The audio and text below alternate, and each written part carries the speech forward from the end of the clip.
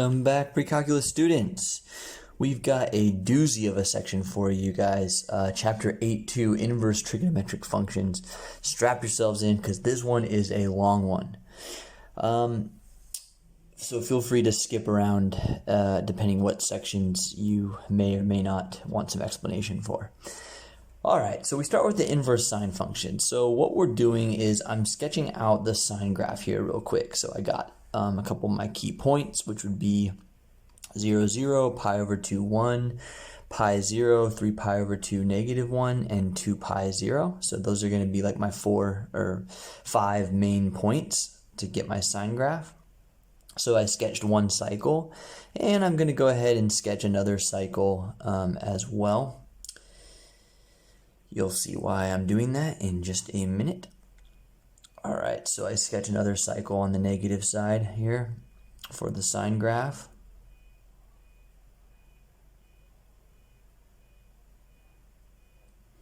All right, so I've got two cycles here. So when I create the inverse function, the way I think of the inverse function, well, one way you can do it is you can switch the x and y points. So this point, pi over 2, 1, now becomes 1 pi over 2. So if we think about it, 1 is going to be a little bit in front of pi over 2 because like pi is 3 and 3 over 2 is more than 1.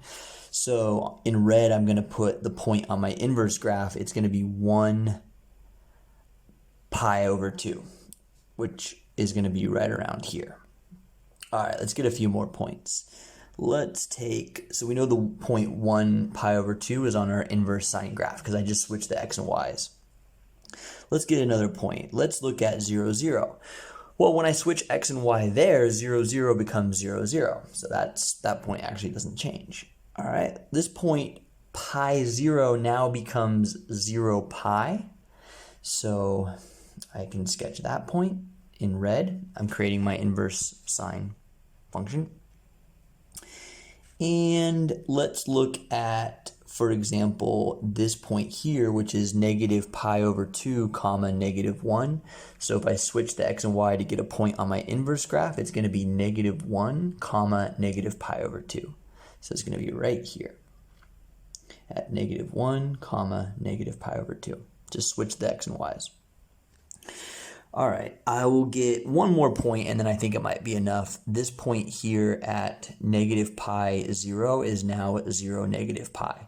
And if I connect the dots, I'm going to get this wave-like function here. And it looks great. It's a wave, but there is a problem. Is this a function? Stop and ask yourself that question. Well, it's not, because if I drop a vertical line through, there's actually a lot of parts of this graph where the vertical line test fails, meaning for one input, there's more than one output. So what we have to do is we have to cut the function. We have to restrict the function, like cut it into a piece where it'll still be a function. Now, we could have chosen a bunch of different pieces, like from pi over 2 to 3 pi over 2 could have worked. But the math people, over the years just decided, you know what, let's just choose the piece that's symmetrical over the origin. So that's going to be the part from on the range that goes from negative pi over 2 to pi over 2. So I sketched here on this new graph the part of the inverse sine function that is cut off so that we have a function that passes the vertical line test. And for every input, there's only one output. So there's our inverse sine function. Now let's look at domain and range. If we look at the sine function, the domain, remember you're going to put angles into sine, right? Because sine says, give me an angle and I'll give you out a ratio of sides. And you can put in any number you want in the domain. But the range is going to be from negative 1 to 1, right? Now, when we look at the domain of the inverse sine function, what kind of inputs can we put in? Well, it goes from negative 1 to 1 for the inputs. And notice that the domain of the inverse sine is the same as the range of the sine. Is it a coincidence? No, it is not. You guys know that it's not, right? The domain and range swap when you take an inverse function based on the original function. The range, now it would be all real numbers, which is the domain of the sine function, but remember we're cutting off the range so that it is a function that passes the vertical line test. So we're going to restrict the range from negative pi over 2 to pi over 2. Again, that's just arbitrary. I mean, we could have chosen any range, but the math people decided let's choose this part of the inverse graph. All right, so one thing to just keep in mind is if I say that the inverse sine of u equals v, v is the angle and u is the ratio of the sides. So that also means that if you take the sine of each side, you would get the sine of angle v equals u is the ratio of the opposite over the hypotenuse. Okay, so those are equivalent statements. Okay. All right, well, let's do some inverse sine problems here. So evaluate inverse sine of root 3 over 2. What does that equal to? Well, when I'm doing a trig problem, I like to sketch a quick little unit circle. And I say unit circle, but it's not really the unit circle because I don't like the radius to be 1. I like to say, well, the sine is opposite over hypotenuse, so the opposite is root 3 and the hypotenuse is 2. So I sketch this reference triangle and I see that this is going to be the 30, 60, 90 triangle with the angle opposite root 3 is the 60 or the pi over 3 angle. So the answer is pi over 3. All right, let's look at another one. Inverse sine of negative 1.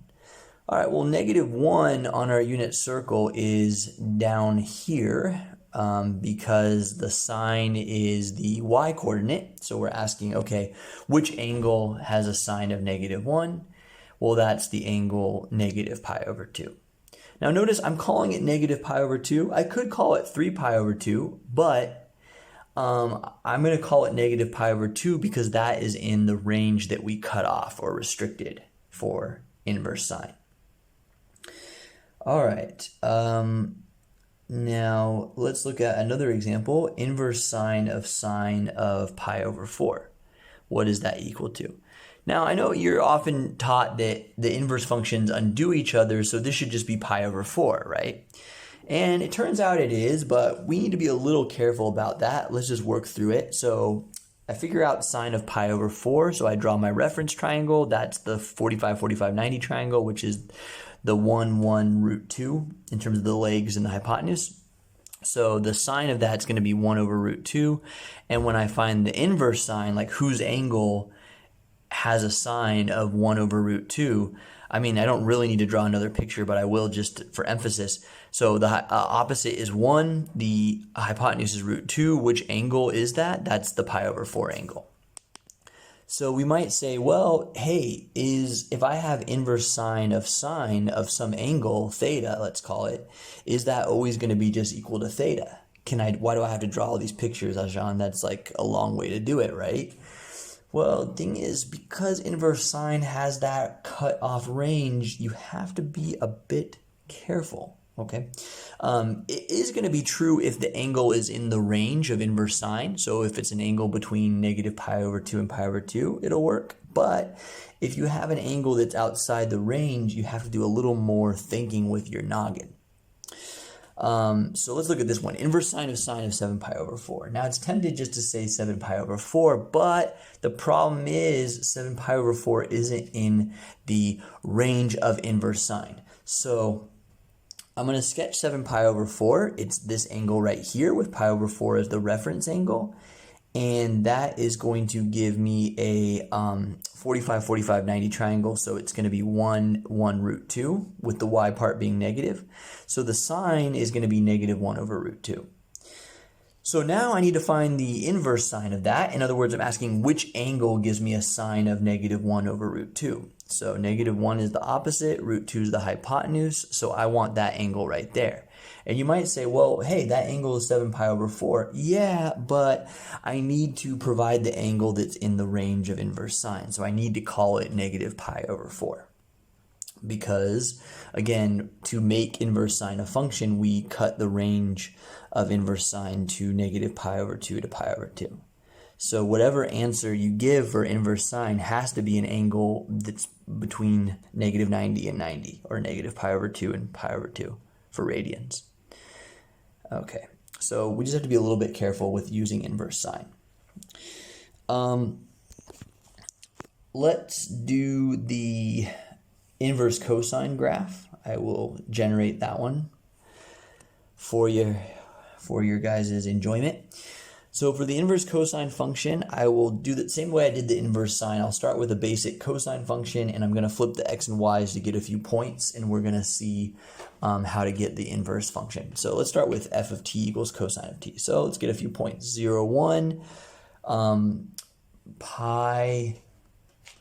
If you put in pi, if you put in pi over 2, you get 0. Oh, forgive me. Yeah, this is just so, trigonometry is so exciting, I can't. I put in pi over 2, I get 0. I put in pi, I get -1. Put in 3 pi over 2, get 0. Put in 2 pi, and I get 1. And then on the negative side, I'm going to just sketch a few points there real quickly. You should be able to graph that pretty fast. If you can't, then you need to go review section 7.1. All right, so there I have my cosine graph. Now I'm going to create the inverse cosine function by just taking some of these points and switching the x, y. So let's see here. Where do I want to start? Well, the point pi over 2 comma 0 becomes 0 pi over 2. So that's 1 point on my inverse cosine function. I'll draw it in red. Let's find another one. How about this one here? Pi -1. Well, pi -1 is now -1 pi, so somewhere up there. And this point, 0, 1, is now the point 1, 0. So I'll put that in red as a point on my inverse cosine graph, 1, 0. All right, I'm on a roll here. No one can stop me here. I'm going to keep going. We'll choose another point. Well, basically it's going to be this wave that looks like this here. And the problem is, similar to inverse sine, it's not a function. It doesn't pass the vertical line test. There's plenty of inputs. Like, for example, if you put in 0, what output do you want? Pi over 2, negative pi over 2, 3 pi over 2, negative 3 pi over 2. Remember, a function has to always know where it's going. You can't give it an input and it can't be like confused. Hey, what do you want from me? Like, which output do you want? So we got to cut off the inverse cosine function in a way where it passes the vertical line test. And again, we could say, well, why don't we try cutting it from negative pi over 2 to pi over 2 like we did for inverse sine? Wow. It doesn't work because that piece still doesn't pass the vertical line test. So we said, well, okay, that piece doesn't work, but what about the piece from 0 to pi? Yeah, that works. I could have chosen the piece from like negative pi to 0. That also is a piece that satisfies the function test, vertical line test. But the math people were like, hey, let's choose the positive side of that. Okay, fine. So we restrict inverse cosine to go from the range of inverse cosine to be from 0 to pi. So I'm going to sketch the inverse cosine graph cleanly over here on the right. So g of n equals the cosine inverse of n. So we put in the numbers and we get out the angles, and we're going to restrict the output from 0 to pi. So I have this point 1, 0. I have the point 0 pi over 2. And I have the point -1 pi. And this piece is going to be what's going to be the inverse cosine function that passes the vertical line test. So if we look at domain and range, let's just look at domain and range of the inverse function real quick. Domain is going to be -1 to 1 because that's the range of the original function, right? Those are the allowable inputs. And the range, it would be all real numbers because that's the domain of cosine. However, we cut off the range from 0 to pi. So any angle you give out of inverse cosine has to be an angle between 0 and pi. All right, let's do the last one, which is inverse tangent. We're almost through to the end here. This is the last trig function that we got to get the inverse for. So this one, all right, we know the asymptotes are at negative pi over 2 and pi over 2, and it goes like this. and I'll just keep drawing some branches. The next asymptotes go from pi over 2 to 3 pi over 2. So I have that as an asymptote, and there's another branch here. All right, and maybe I'll just make one more branch on the left side. Another set of asymptotes is negative 3 pi over 2 to negative pi over 2. So I will draw that branch there. All right, so here's our tangent graph. Again, if you can't sketch this quickly, you should go check out 7.1 again, do a few more practice problems. So f of t equals tangent of t. There we go. Okay, let's try and create the inverse tangent function. And again, we're just going to do that by flipping a few points, x and y, and seeing what we get. So this point, pi over 4, 1 becomes 1 pi over 4. Okay, and this point, negative pi over 4, negative 1, now becomes negative 1, negative pi over 4. So I'm sketching the inverse points in red. Oh, and the point 0, 0, if I flip the x and y, is 0, 0, so that point stays the same. Okay, now the asymptotes. If the asymptote on tangent is x equals pi over 2, if I think about flipping that asymptote, it means that the asymptote on inverse tangent, well, what am I doing here? Oh, I hope I can undo. What did I do? Hopefully I can undo. Yes, I can undo that. Okay, whoa. All right. What I was saying about the asymptotes is if I have a vertical asymptote, x equal to pi over 2, when I look at the inverse function, I flip x, y, that means the asymptote turns into y equals to pi over 2. The vertical asymptotes turn into horizontal asymptotes when you flip the x and y. So this graph actually has a bunch of horizontal asymptotes. It's going to be at pi over 2 and at negative pi over 2. You know, wherever the tangent graph has a vertical asymptote, the inverse tangent has a horizontal asymptote. So I'm just going to sketch some of these out and kind of connect the dots here. So here's one branch of my inverse tangent function, and I'll sketch a few more branches. So I've got another horizontal asymptote at 3 pi over 2 because I had a vertical asymptote at 3 pi over 2. So that means on the inverse function I have a horizontal asymptote, 3 pi over 2. Sketch a branch there, and I'll sketch one more branch for good measure. There was a vertical asymptote at negative 3 pi over 2, so that's going to be a horizontal asymptote at negative 3 pi over 2. Sketch that branch. Now ask yourself, is this a function, this inverse tangent that I drew? Well, no, it's not. Clearly, there's a lot of places where it fails the vertical line test. So we got to cut it again. And why not just cut it from negative pi over 2 to pi over 2? That seems like the reasonable piece to keep. And sure enough, it is. So the inverse tangent function is going to be defined. We're going to cut the range from negative pi over 2 to pi over 2. So it's going to be that particular branch. We could have chosen any branch, but why not choose the branch that is centered around the origin? Makes sense, I guess. Oh, that's terrible. It's supposed to go through the origin. Let me try that again. With each graph I draw, it gets messier and messier. Okay, that's okay. That's good for my skills. There it is, your inverse tangent graph. And let's just look at domain and range. Okay, well, the domain is going to be all real numbers because the range of tangent is all real numbers. And the range we cut off from negative pi over 2 to pi over 2. All right, so we've gone through all the inverse trig functions, inverse sine, inverse cosine, inverse tangent. Let's look at it in some problems, what we might have to do with this. Okay. This one, I'm just going to give you an alert right now. This type of question will be on the test, and every year most of the students get it wrong. So take a note of this example. Make sure you understand how to do it.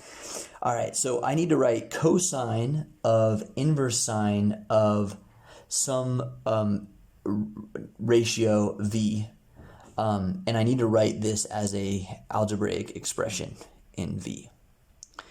So the thing to remember here, you want to draw a triangle. It really helps with this. Cosine, it's taking some angle, right? So if we just call this piece some angle u, for example, we can draw that in our reference triangle.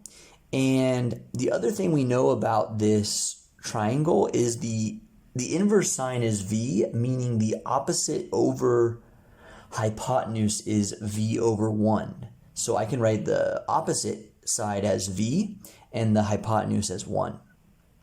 So if I want the cosine of this angle, all I need is that adjacent side, and it can have v in it.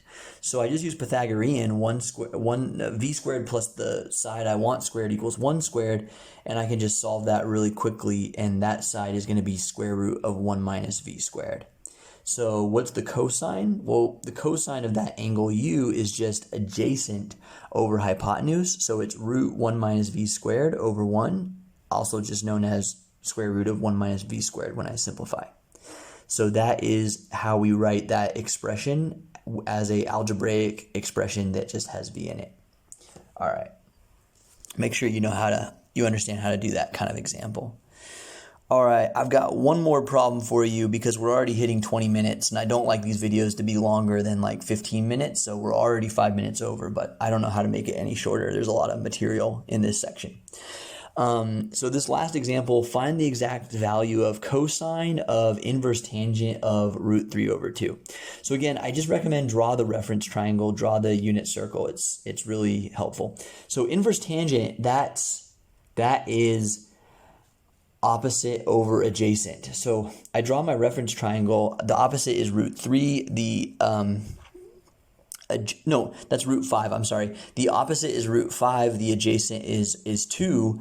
And if I want the cosine, I need the adjacent over hypotenuse, so I got to figure out the hypotenuse. Luckily, good old Pythagorean theorem can find it real quick. It's going to be 3.